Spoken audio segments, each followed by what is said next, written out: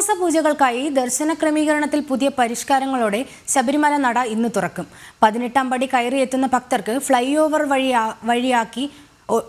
Over ഒഴിവാക്കി നേരിട്ട് ദർശനം നടത്തുന്ന രീതിയാണ് പരീക്ഷണാടിസ്ഥാനത്തിൽ നടപ്പാക്കുന്നത്. വൈകിട്ട് 5-നാണ് നട തുറക്കുക.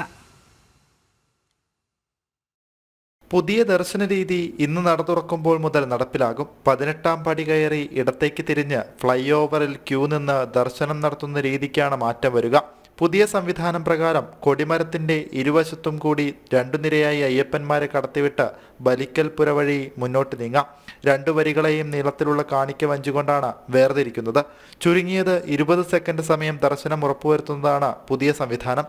പരീക്ഷണാടിസ്ഥാനത്തിൽ ഇത് നടപ്പിലാക്കി വിജയിച്ചാൽ സ്ഥിരം ദർശന രീതിയാക്കി മാറ്റും. പുതിയ ദർശന രീതി നടപ്പാക്കുന്നതിനുള്ള പ്ലാറ്റ്ഫോം, ബാരിക്കേഡ്, കാണിക്കവഞ്ചി എന്നിവയുടെ നിർമ്മാണം പൂർത്തിയായി. നാളെ മുതൽ 19 വരെയാണ് മീനമാസ പൂജ. നാളെ മുതൽ ദിവസവും ഉദയാസ്തമന പൂജ, പടിപൂജ, കളഭാഭിഷേകം, അഷ്ടാഭിഷേകം, പുഷ്പാഭിഷേകം എന്നിവയും ഉണ്ടാകും.